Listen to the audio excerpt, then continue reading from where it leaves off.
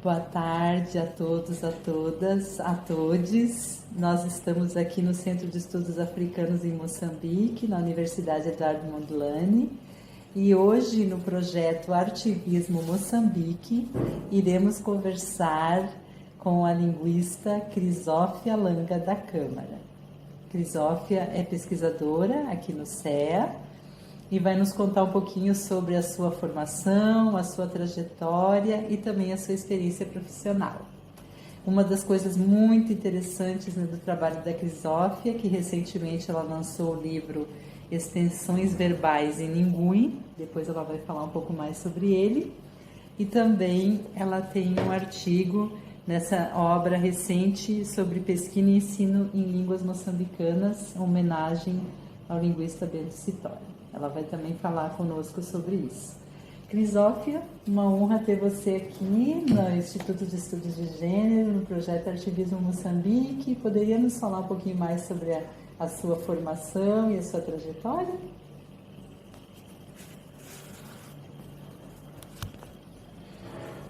Obrigada, Vera, pelo convite. Boa tarde. É tarde aqui em Moçambique, então vou dizer boa tarde a todos, a todas, a todos. Espero que vocês sinceramente gostem da conversa que nós vamos ter. Vamos tentar ser o mais descontraídas possível para que nos possam acompanhar e para que gostem da nossa conversa. Sim, nós vamos conversar sobre as pesquisas que temos vindo a realizar aqui em Moçambique. Vou começar primeiro por falar da minha formação. A minha formação de base, que é da graduação ou licenciatura aqui em Moçambique, é em ensino de línguas Banto. Formei-me em ensino de línguas Banto, línguas faladas aqui em Moçambique. Então, esta foi a minha formação de base e depois passei para fazer linguística logo a seguir, mestrado e doutoramento, assim por diante.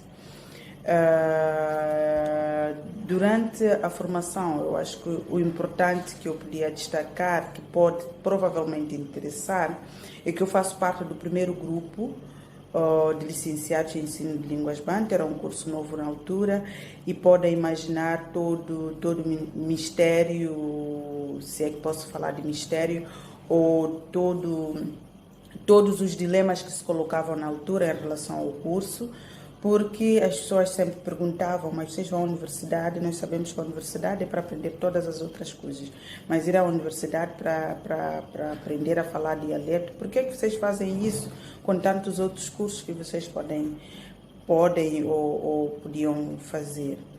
Então, este foi o grande dilema que me acompanhou desde lá e mais recentemente, mais para cá. Atualmente, uma das coisas que ouço, que ligo ao fato de ser licenciada em ensino de línguas Banto, é afirmações do tipo: mas escreves muito bem. E eu sempre digo: mas o que é que esperava? Por que espera que eu não escrevesse muito bem? Mas por quê? Porque as pessoas sempre aliam a minha formação de base, que é a licenciatura em ensino de línguas Banto, e colocaram na mente que eu não sou capaz de falar português, não seria capaz de falar e escrever bem português, mesmo sabendo que, infelizmente, temos a língua portuguesa como a única língua oficial em Moçambique. Tentei dizer mais ou menos para iniciar a conversa qual é a minha formação. Falei muito, espero que tenham percebido.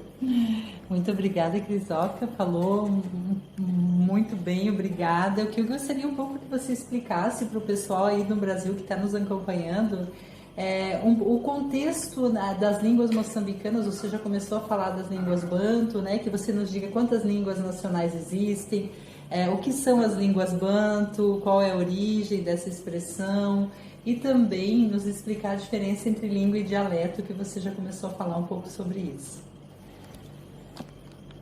Obrigada, Vera, mais uma vez pela questão que coloca. Como eu disse, uma das preocupações que as pessoas colocavam é porque é que nós íamos à universidade para aprender dialeto, porque todas as línguas de origem banto faladas em Moçambique são designadas, são assim designadas. Chamam estas línguas de dialeto pensando que língua, o que tem estatuto de língua é apenas a língua portuguesa. Todas as outras línguas são menos língua e por isso são dialetos. Mesmo que essas pessoas não sejam capazes de dizer de que língua estes dialetos vêm, porque a ideia de língua e dialeto pressupõe-se que existe uma língua mãe e depois as variações dessa língua mãe é que são os dialetos. Mas a nossa história de colonização que colocou as línguas moçambicanas ou as línguas de origem banto numa posição de línguas subalternas em relação à língua portuguesa, dando aos cidadãos que falassem bem a língua portuguesa o estatuto de cidadãos e aos outros que não sabiam falar esta língua um estatuto inferior àqueles. É por isso que as pessoas começaram a dar estes adjetivos de dialetos, línguas de cão, que são línguas que elas acham que não têm um estatuto, não têm ortografia, não são escritas e por isso que devem ser assim designadas. Em Moçambique há um debate muito grande, muito candente ainda sobre quantas línguas são faladas, mas vou guiar-me nas línguas que já estão no sistema de ensino. São neste momento 19 línguas que são ensinadas nas escolas, no ensino bilíngue. Naqueles casos em que a criança começa por aprender primeiro na sua língua materna, paralelamente à língua portuguesa. Então, vou falar das 19, vou dizer que são 19, não necessariamente a dizer que são apenas 19 línguas faladas em Moçambique, mas estou a falar 19, que é o número das línguas que estão neste momento no ensino, porque há vários estudos, cada estudo mostra que traz um número diferente, mas o Ministério da Educação está neste momento com 19 línguas no ensino, então vou assumir que são 19. Uhum. Muito interessante essa questão, né? Eu estava aqui pensando, enquanto você estava te ouvindo, qual o significado de termos essas línguas mães, línguas maternas, na comunidade onde a criança usa essa língua em casa com a família e depois ela vai para o sistema educacional e ela aprende o português. Como que você observa assim, se há dificuldade no aprendizado, se há conflitos? Por exemplo, para uma menina que muitas vezes não vai ter oportunidade de ficar muitos anos no sistema de ensino, ela vai ter... Como que vai ser o impacto, né, dessa questão da língua nacional, que é o português, e o convívio com a língua local, língua materna, enfim, um pouco sobre isso eu gostaria que você falasse. Obrigada mais uma vez por essa questão interessante que coloca. Um dos pressupostos do ensino bilíngue é justamente esse, dar o direito à criança de continuar a aprendizagem ou aprender os conteúdos na língua que fala em casa. É trazer um contínuo casa para a escola, para que o encarregado de educação, para aqueles casos em que tanto o encarregado como a criança não tiveram a possibilidade de falar a língua portuguesa em casa, possam acompanhar a criança durante a sua formação. Tenham a possibilidade de ajudar a criança nos trabalhos de casa, porque a escola fala a língua que a criança fala, a língua que o encarregado de educação da criança fala. A escola, o que procura fazer, um dos grandes ganhos que o ensino bilíngue trouxe, e por isso deixe-me só agradecer ao governo moçambicano por ter percebido que nós somos o que somos Moçambique, porque somos esta diversidade de línguas, diversidade de culturas, e precisamos preservar isso. O dia em que perdermos essa diversidade de línguas, essa diversidade de cultura, não seremos nós. Nós podemos construir a nossa unidade como país, como Moçambique, dentro dessa diversidade. Então, o Ministério da Educação, percebendo das dificuldades que as crianças tinham em perceber a língua que era ensinada, a língua que era meio de ensino e a língua que a criança falava em casa, procurou em zonas linguisticamente homogêneas por lá turmas, escolas de ensino bilíngue, que dão a possibilidade à criança de escolher entre colocar, a criança não, encarregada de educação, entre colocar o seu filho no sistema monolingue, que é só em língua portuguesa, e no sistema bilingue, que lhe dá a possibilidade de aprender na língua que fala, enquanto aprende a língua portuguesa. Porque uma das questões, deixa-me só prolongar mais um bocadinho, uma das questões que as pessoas colocam é: mas vocês querem formar analfabetos locais? Eu já vi muita gente a dizer isso.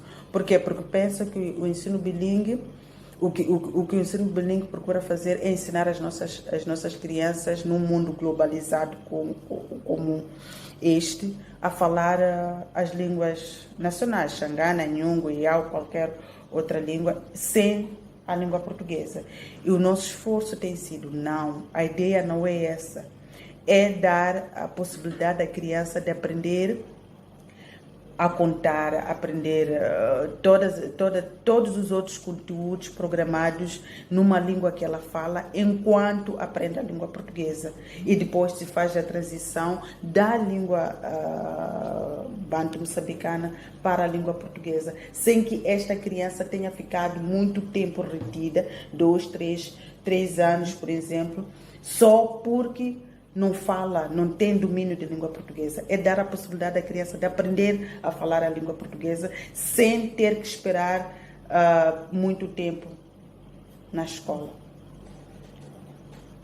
Uma outra questão muito, muito interessante que eu queria continuar dialogando, essa questão da educação, né? Porque a gente sabe que há diferença também de acesso, de permanência, né, na escola, dependendo de cada região do país, dependendo da forma como os encarregados de educação, que é a família, né, da criança, encara o processo educacional. Mas eu gostava que você me falasse um pouquinho sobre o teu trabalho na formação docente e qual que é a sensibilidade que os professores, as professoras têm em relação à diversidade linguística, se vocês têm feito um trabalho nesse campo, né? E quais são os conteúdos que vocês desenvolvem para que as pessoas tenham essa percepção da importância, se preparem para fazer o ensino multilingüe e também que façam uma boa gestão do sistema educacional, né? Eu gostaria que tu falasse um pouco sobre isso. Obrigada. Mais uma vez agradeço a pergunta que coloca. Vou falar não como... Tenho receio de falar da gestão do sistema de ensino, porque a gestão do sistema é da responsabilidade do Ministério da Educação. O que eu vou falar é da minha participação enquanto formadora de professores para o ensino bilingue e como coautora ou autora de alguns manuais de ensino para esta modalidade, mais uma vez, modalidade de ensino. Sim, eu comecei a formação de professores, a capacitação de professores, é mais capacitação de professores, em 2008, e de lá para cá os conteúdos foi de 2008 até mais ou menos 2013. E durante o tempo em que eu participei de todos os processos de capacitação, de produção, até hoje continuo a produzir materiais, mas falando já na capacitação de professores, os conteúdos eram mais de ensinar a estrutura, como é que se escreve estas línguas. Se é professor, tem que saber escrever. Se é professor de Xangana, professor de Nhungo, tem que ser capaz de escrever essas línguas. Então, porque na formação o professor pode não ter tido a possibilidade de aprender, de treinar a escrever essas línguas, os conteúdos da formação traziam isso. A capacitação de professores trazia essa componente de ensinar no caso das equipas de trabalho, o meu papel era ensinar a ler, a escrever, para que o professor esteja preparado para ir ensinar nesta língua.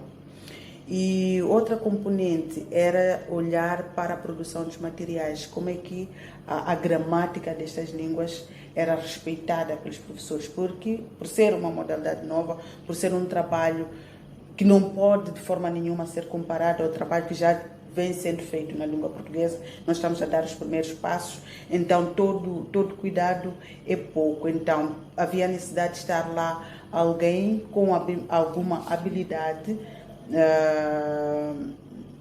em linguística para apoiar estes professores na ortografia, na gramática dessas línguas. E depois tinha os colegas que trabalhavam na didática, como ensinar estas línguas, como ensinar a criança a ler, escrever, como fazer a transição, porque há um período, começa a aprender numa língua banto e depois começa a preparar a transição na terceira classe, que tem que ser um processo gradual, tira aqueles conhecimentos que a criança já traz da sua L1 que aprendeu durante a escola e depois começa-se a fazer aos poucos a transição para a língua portuguesa, que é feita já na quarta, para que o meio de ensino deixe de ser uma língua moçambicana, passa a ser a língua portuguesa.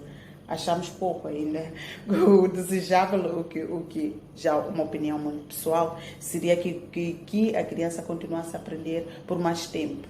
Mas temos que respeitar as outras vozes que levantam outros debates em relação ao exame, que depois é nacional. Se a criança não teve tempo de praticar a língua portuguesa mais cedo, também tem implicações. São dilemas que nós temos estado a discutir e quem sabe um dia chegaremos à perfeição.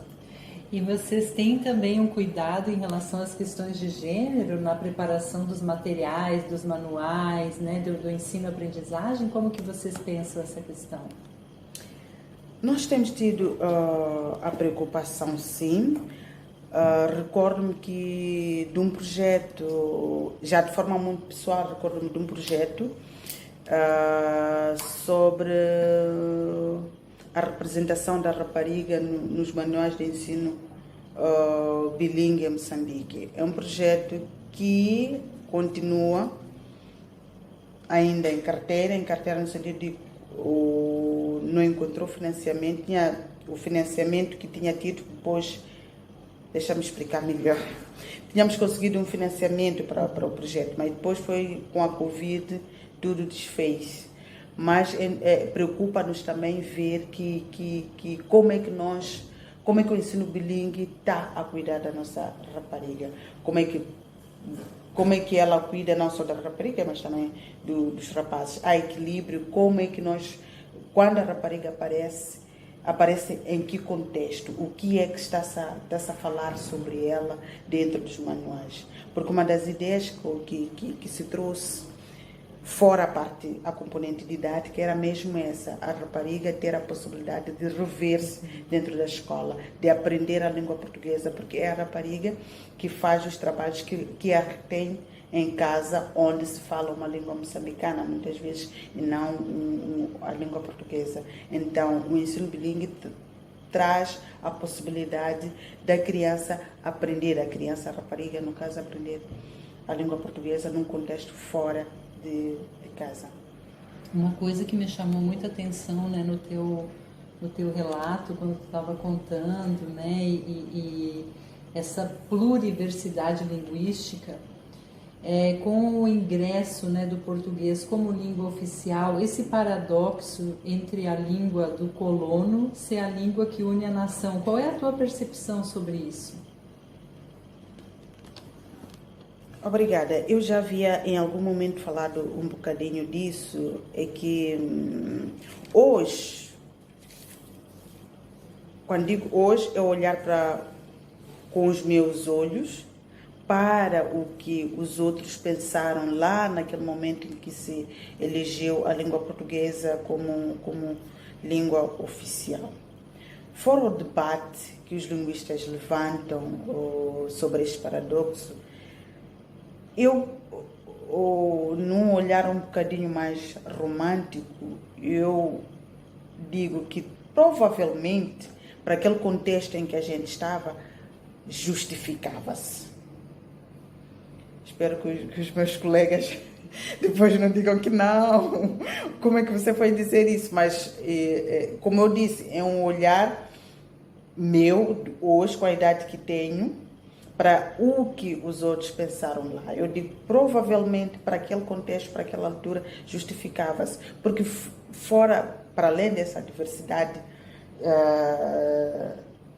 tendo em conta a diversidade linguística que nós temos e olhando para aquele período, eu acho que precisava-se de uma língua que pudesse neutra, e naturalmente essa é a justificação que se deu para a escolha da língua portuguesa, e eu quero concordar que provavelmente a ideia para aquele contexto, para aquele momento da história tenha sido boa, mas com o tempo, depois de termos consolidado esta unidade que continuamos a moldar, é a altura de começar a olhar que a unidade não se...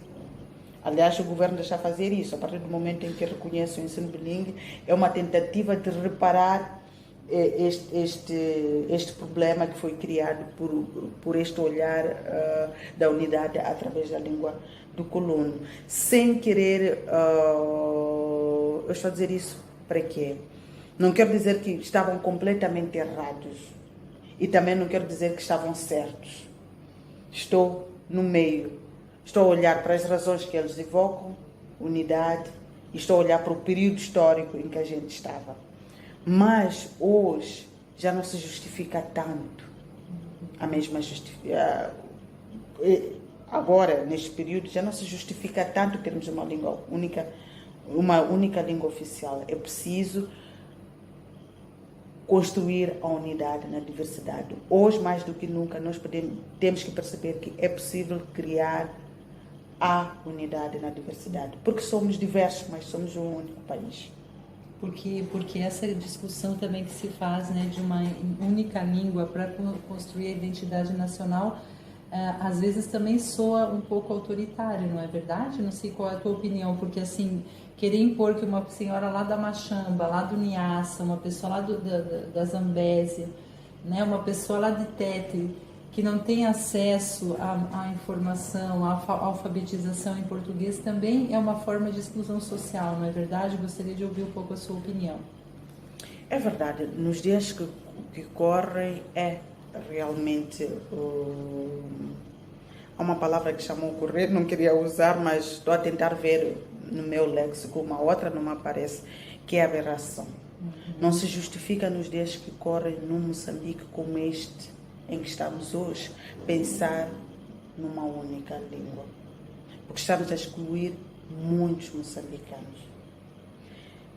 Não me lembro dos números, mas o censo realizado em 2017 continua, ou os dados do censo continuam a mostrar que a maior parte da população moçambicana vive nas zonas rurais.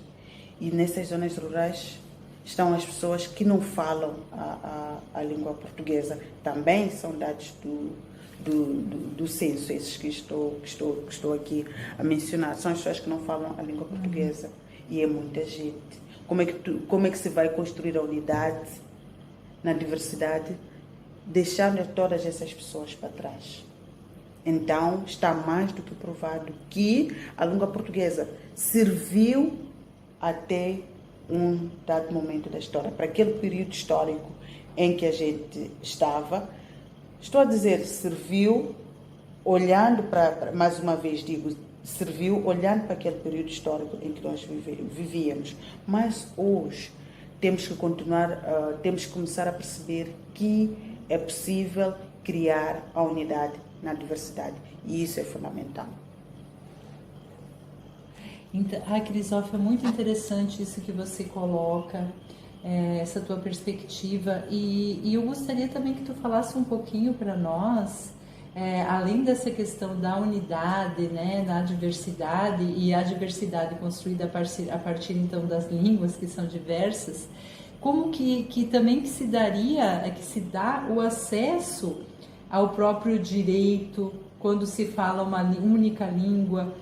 Eu gostaria que tu problematizasse ou refletisse conosco, né, como que se dá, por exemplo, o acesso ao direito, à literatura, à saúde, à educação, à própria arte, quando se tem uma língua só ou quando se tem múltiplas línguas.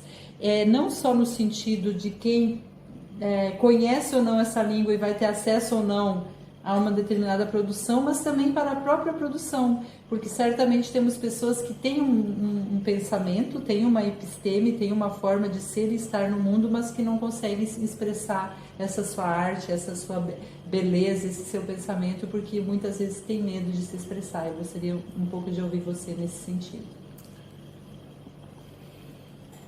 Obrigada mais uma vez pelas questões que colocam, que me levam também em algum momento a refletir comigo mesma. Algumas são questões que eu nunca tinha pensado nelas, nunca tinha parado para pensar nelas com mais cuidado. Indo para a pergunta que coloca, eu responderia nos seguintes termos. Eu acho que um dos grandes ganhos que o ensino bilíngue vai trazer daqui a algum tempo é a possibilidade dos moçambicanos poderem, primeiro, perceberem que é possível, somos diferentes, porque realmente somos diferentes, mas mais do que ser diferentes, nós somos um país único. A partir do momento em que eu reconheço que a Vera é diferente e eu respeito essa diferença, assim podemos viver em paz, em harmonia, nós as duas. Então, é essa ideia que o ensino bilíngue, aos poucos, vai trazendo à consciência das pessoas. Mas, mais do que isso, vai permitir que a pessoa, onde se estiver a discutir sobre os seus direitos, os seus deveres, ela não se sinta inibida de falar porque não fala a língua portuguesa. Já estamos, eu ia dizer, já estamos divididos por tantas outras coisas, mas prefiro não colocar a questão nesses termos, porque prefiro não colocar a questão nesses termos e dizer o seguinte. Hoje, como moçambicana, repito várias vezes, que apareça tudo para dividirmos, mas não as nossas línguas. As nossas línguas não podem ser motivo de exclusão. Porque se eu não falo Xangana, Nhungwe, Nhanja, Chiuté, em Moçambique, eu não vou falar em nenhum outro sítio. E ninguém vai falar essas línguas Tem até a ver com a autoestima de um povo, né? É verdade. A construção da moçambicanidade. Moçambique é isso mesmo, é essa diversidade, são essas línguas que nós temos, que fazem de nós nós. Nós não podemos esperar que aparecerá alguém a preservar as nossas línguas, se não formos nós os primeiros a fazer isso. Então, isso para dizer que temos que ser os políticos, quando chega o tempo de campanha, eles sabem que para ter o voto daquela maioria que vive lá na zona rural, só pode ser na língua que aquela maioria fala. Por que esta língua serve para aquela maioria naquele momento específico? Não serve quando é para discutir direitos, deveres das pessoas. Quer dizer que nós sabemos que somos diversos e até temos consciência que realmente somos, tanto mais que quando chega aquele momento nós usamos essas línguas. Então, que essas línguas não sejam usadas só para este contexto específico, que é o político, mas também podem ser usadas para discutir os nossos problemas. Que a nossa Assembleia da República, por exemplo, seja capaz de ter um deputado que fale a língua do povo, a língua que todos os outros moçambicanos possam perceber. todos os outros, quando digo todos os outros moçambicanos, estou a pensar que aquele deputado representa uma região específica, que ele seja capaz de comunicar-se na língua que aquele que lhe elegeu possa perceber o que é que ele está a defender. Porque às vezes ele pode estar a defender coisas que não têm nada a ver com aquilo que são... Com os meus direitos ou as minhas necessidades como membro da comunidade. Mas como ele fala em português, eu não vou poder dizer que não é isso, nem é para isso que nós te elegimos. É para este e aquele outro ponto. E nós contamos contigo, quando nós votamos em ti, era justamente para resolver este e aquele problema. E isso só será possível se o deputado que eu elejo fala a língua que eu falo. Então, é preciso respeitar essa diversidade linguística, que a gente já faz, mas ir para além do simples respeitar dentro da lei, dos papéis e passar por isso. Eu acho, como disse, que o ensino bilíngue daqui a algum tempo, acho que será um dos frutos que a gente vai colher do ensino bilíngue, é justamente isso, porque há jovens hoje a serem formados nas línguas moçambicanas. Então, é dessa juventude, é dessas crianças que a gente espera ter este Moçambique diverso e coeso. Muito, muito interessante. Eu fiquei pensando que, para além dessa questão da identidade nacional, como que se dão também as relações internacionais, sendo Moçambique um país que fala português, numa região do CIDC que não fala português, como que é toda essa complexidade, né? Porque as línguas bantus unem as diferentes etnias, mesmo fora de Moçambique. Eu gostaria que fizesse um mapeamento rápido disso para a gente. E ao mesmo tempo o português é uma língua isolada dentro do contexto de CIDC. Que interessante essa ambiguidade também, né? Agora pensando aqui contigo em voz alta. E é justamente uma das questões que as pessoas que estão receosas em relação ao ensino bilíngue colocam. Neste mundo global em que todos querem falar língua portuguesa, por que vocês... Língua portuguesa? Não, língua inglesa. Por que vocês querem insistir em falar uma língua que é falada não metros para além da comunidade específica da criança? É que nós, a partir do momento em que... E a preocupação que nós temos tido é tentar explicar a esta pessoa que nós até nem... O ensino bilíngue nem ensina até os níveis desejáveis a língua moçambicana. É preparar a criança ou é dar a oportunidade de a criança aprender a língua portuguesa. Pensando justamente nos dramas que temos em relação às línguas dos ex-colonizadores. Em relação ao português, preparamos a criança para aprender o português, mas já até certo, depois do meio de ensino mudar, a criança também tem a possibilidade de aprender a língua inglesa na escola, mesmo pensando nos nossos vizinhos à volta, na necessidade de aprender a língua inglesa, porque hoje a língua inglesa é a língua do mundo. Se fala inglês, está bem em quase toda a parte do mundo. É um verdadeiro dilema, não posso dizer que não, é um verdadeiro dilema realmente, porque na medida em que queremos preservar as nossas línguas, porque as nossas crianças vão à escola sem falar a língua portuguesa, ao mesmo tempo temos que preparar esta criança para, dentro de casa já, num contexto mais específico do país, temos que preparar esta criança para o exame nacional e por isso temos que correr a dar a possibilidade da criança de aprender a língua portuguesa, mas ao mesmo tempo temos esta questão com a língua inglesa. Agora, sinceramente, eu vou dizer que é um dilema que a gente vive, porque temos consciência de que a nossa volta é mesmo com o inglês que a gente se pode comunicar. É um dilema, mas que esse dilema não nos faça deixar de ensinar as nossas crianças ou ensinar nas línguas que as nossas crianças falam, paralelamente ao português ou ao inglês.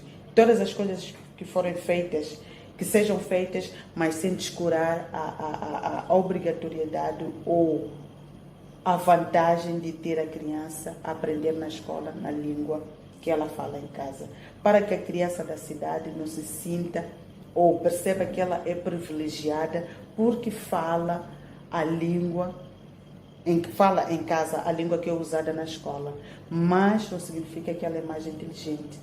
A capacidade é a mesma. A desvantagem de um é que fala uma língua em casa e aprende numa outra língua na escola. É isso. E eu gostava que tu citasse para a gente um exemplo, por exemplo, de língua banto que é falada, que une os países aqui do território aqui da África Austral. Por exemplo, o Swahili, né, fala assim que região, né, no Zimbábue, na Tanzânia, Moçambique. A Xangana se fala um pouco no norte da África do Sul e também em Moçambique. Como que você pode, sim, dar alguns exemplos para a gente? Acho que é bem curioso, né, pessoal? Sabe que eu estava a tentar esquivar. Eu percebi que você colocou na pergunta anterior. Mas eu estava a evitar responder a esta língua, porque eu não vejo o Swahili como uma língua que nos iria unir. Porque em Moçambique, o Swahili é falado lá, numa parte de Cabo Delgado. Quer dizer, que o número de falantes é relativamente menor. Então, não pode ser o Swahili a ligar-nos ao mundo.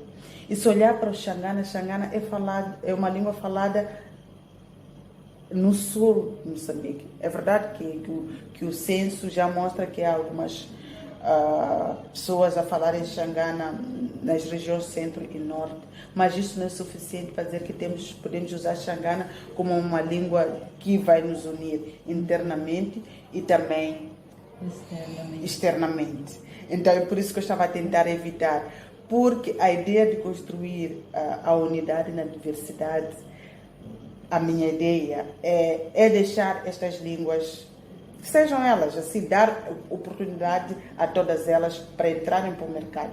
E vai sobreviver a mais forte, naturalmente, sem ditar que o Makua, por exemplo, que é uma das línguas mais faladas em Moçambique, o censo mostra que é o Makua, primeiro o Makua, depois vem o português, depois temos o Xangana, parece. Estou em dúvida em relação a Lomo e Nhanja para a posição que ocupam. Mas estas línguas não são faladas em todo o país, ou não se compara o Makua, o Xangana, o Lomo ou o Nhanja ao que acontece com o Swahili na Tanzânia, por exemplo, em que é falado de um canto ao outro do país. Aqui, a maior parte dos falantes de Makua, por exemplo, está no norte de Moçambique. Aqui no sul são comunidades que de descendentes, né? Sim, que podem ter, principalmente na capital, porque capital há falantes de Makua, naturalmente, na província ou na cidade de Maputo, mas que isso acho que pode trazer um barulho muito grande o dia que se levantar Makua como língua. Então, o ideal mesmo é colocar as línguas em igualdade. Sim, assim vai se construindo a tal ideia de diversidade.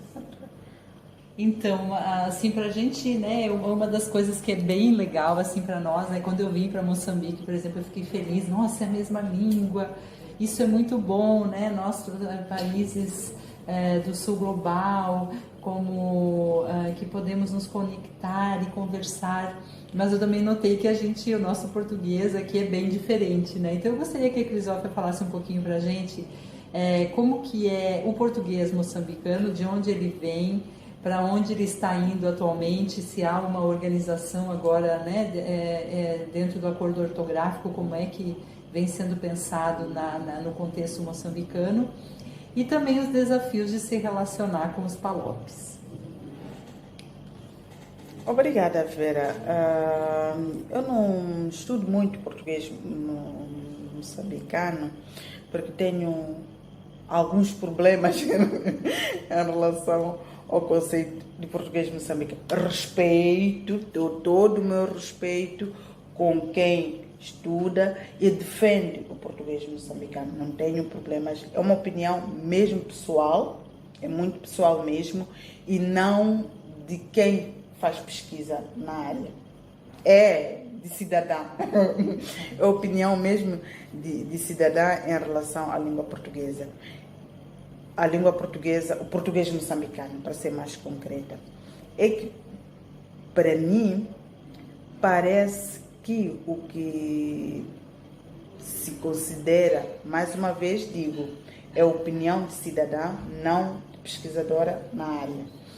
O que se pensa que seja a língua portuguesa muitas vezes transparece, que é com essa relação que nós temos com o Brasil. Eu acho que nós revemos-nos muito no Brasil, conhecemos tanta coisa sobre o Brasil, vibramos, choramos com os brasileiros e, em função disso, parece que nós, o tal português moçambicano, é mais ou menos um português brasileiro. É uma opinião muito pessoal, que é, as pessoas vão, já ouço as pessoas, por exemplo, a dizer ônibus, o delegado, delegacia, policial, expressões que nós não tínhamos. Agora, não sei se a ideia de construção desse português gira à volta dessa relação que nós temos com o Brasil. Não quero dizer que não, mas também não quero dizer que sim. Não apoio a ideia do português moçambicano, mas respeito. Mas deixe-me dizer que se a ideia de se construir a ideia de defender a essência do português moçambicano girar à volta da inclusão no português de nós moçambicanos, aí está tudo bem.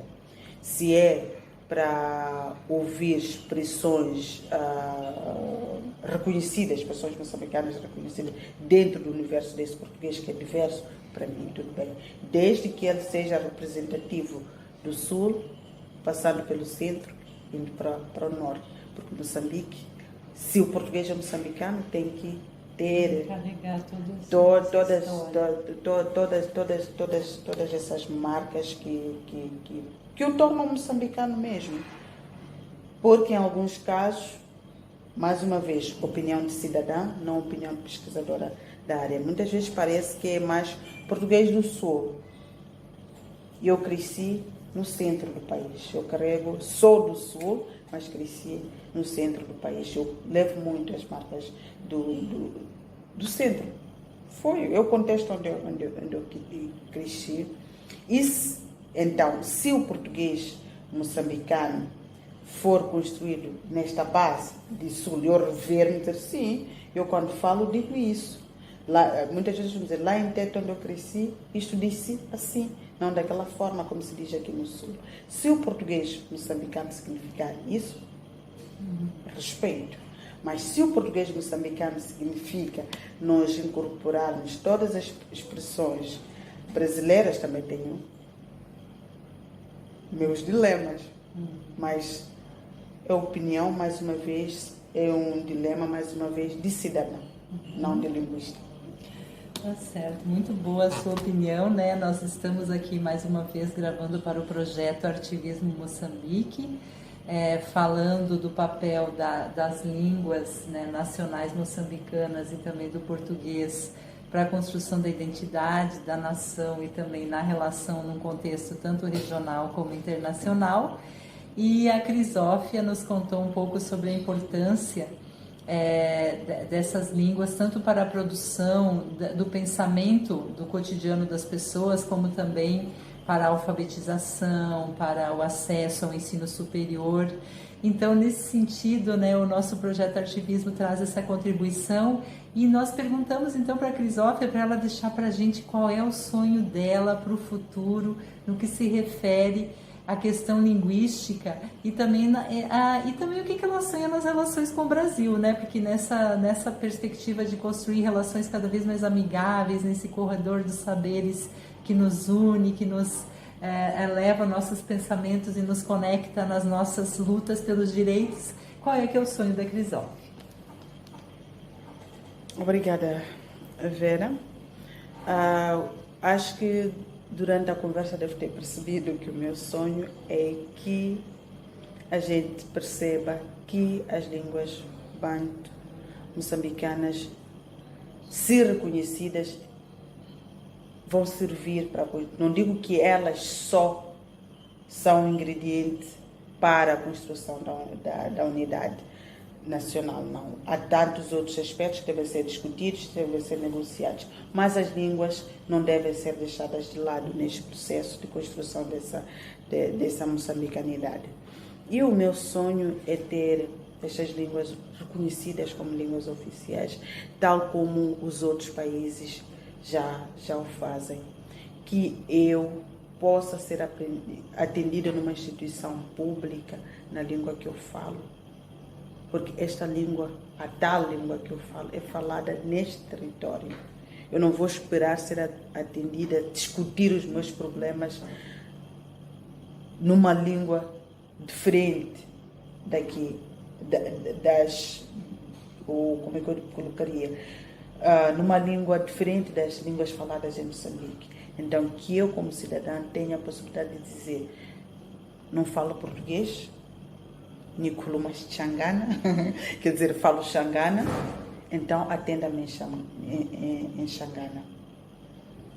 Eu tenho a possibilidade de dizer Mbadzuarini Tizungu, mais uma vez significa não sei falar português, mas falo Nhungwe, por exemplo, que eu falei Nhungwe agora, falo Nhungwe, por exemplo, e possa ser atendida dentro do meu país.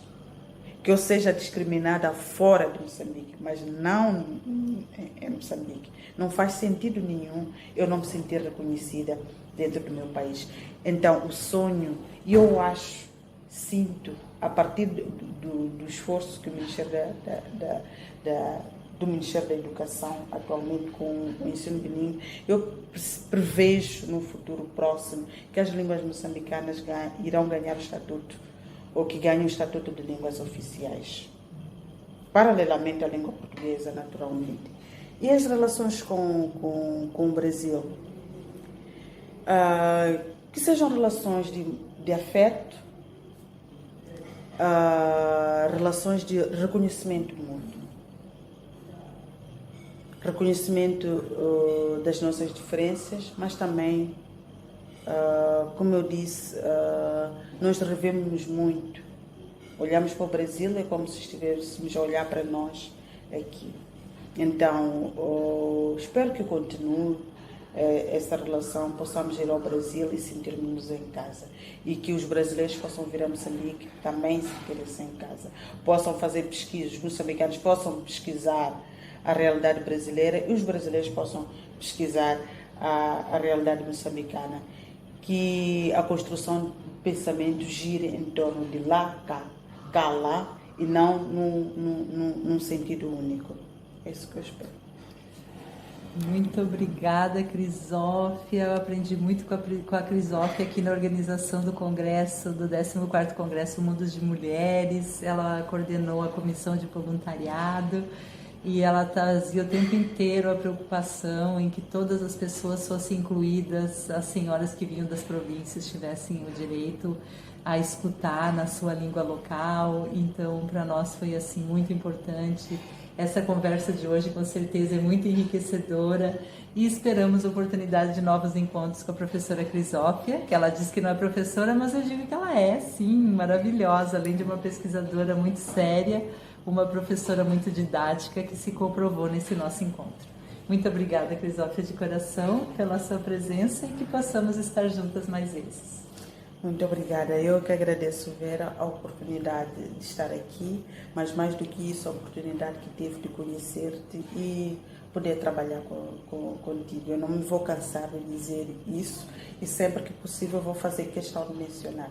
É um prazer, vai continuar a ser um prazer, foi um prazer poder estar contigo e poder partilhar os momentos que nós partilhamos e tantos outros que eu tenho certeza que partilharemos.